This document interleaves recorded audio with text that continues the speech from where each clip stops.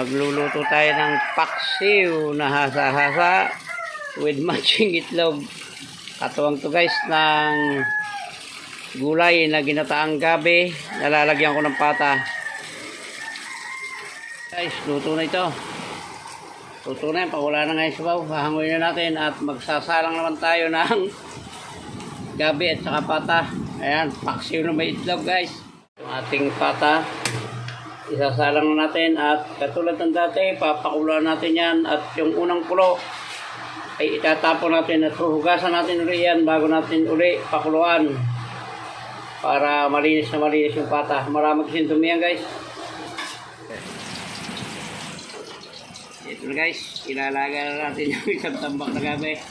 Sasabog natin dito yung pinalalambot ng pata guys. Hindi ako naglagay ngayon ng hipon or alimasag or alimango. Bawal guys, gagapang na naman tayo. May rayuma ang inyong lingkod. Kaya tama na muna itong pata. Isasabog natin dito guys, wala nang gata. Pata ng baboy. Ewan ko, napakarami nun na isang buong pata yun. Baka adobuhin ko yung kalahati. Yan guys, papalambutan muna natin ito. Yan guys, papatayin muna natin at huhugasan muna natin yan guys. Hugasan muna natin guys, maraming dumi yan. Kaya papatakasin na natin yung dumi.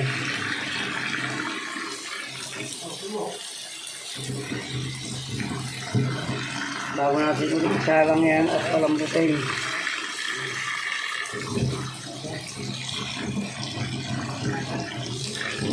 Marami ito guys, baka i-adobo ko yung kalahati nito.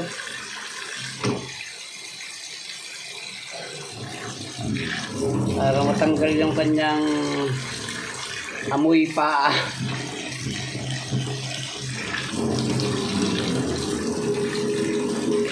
Ito pa, may lumulutang pang dumi.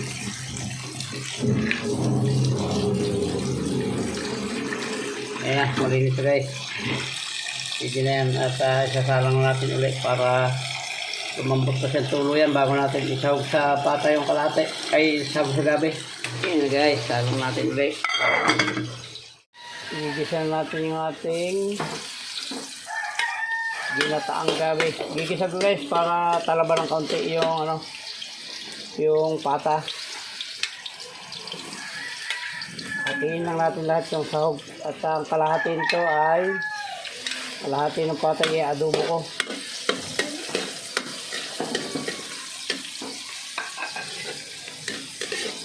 Yung parting matigas guys, yun ang i-adobo ko, pero itong parting medyo malambot, yan na, sasarap natin sa gabi.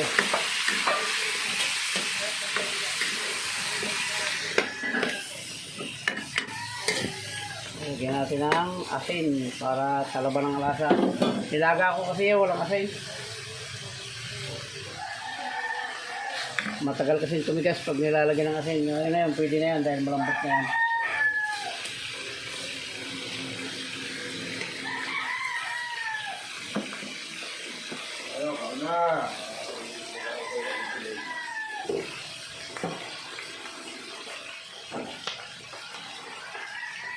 Lagyan na natin guys yung mga pampalasa yan.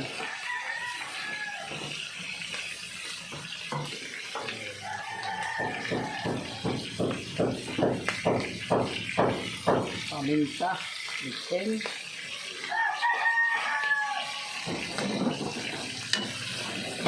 Yak. Mahangin kaya may takip ito.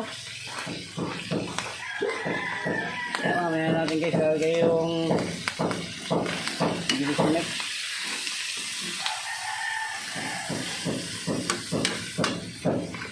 Lagyan natin yung pinalambot na gulay. Hindi ba yan? Kada vlog ko may kumakalampang. Ay karpintero dito guys, magawa. Yan na yung pinalambot ng gabi.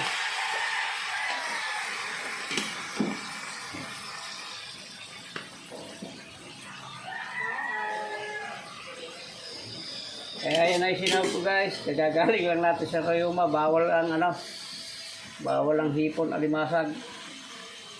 Kaya yan, tama na yan, pata naman muna, pata.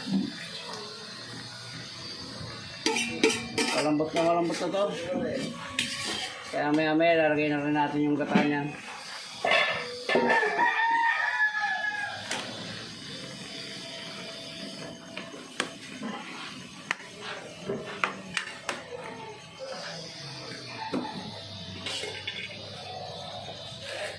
Guys, lalagyan natin yung ating ginisa mix, kalahati lang. Lahat ng kalahati ilalagay natin doon sa adobong pata. Ilalagay natin guys yung ano niyan, yung gata.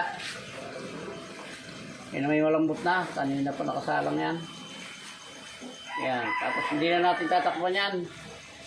Wala na pati tayong ilalagay na ibang sahog dyan, ayan na yan.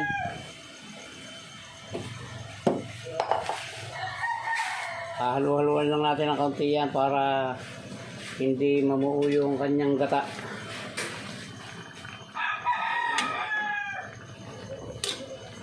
Ang gabing patang sahog.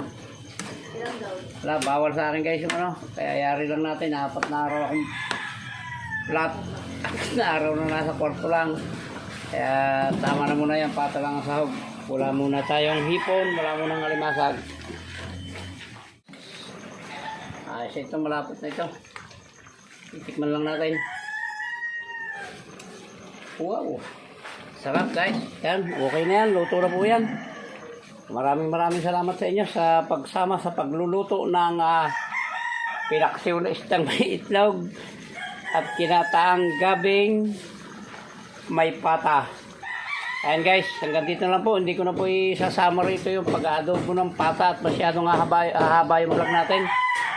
Hanggang dito na lang po yan. Hanggang dyan na lang yung vlog na yan. Maraming salamat po sa inyo lahat. At babay na po. Mabuhay po kayo at mabuhay tayong lahat. Salamat po. I love you all.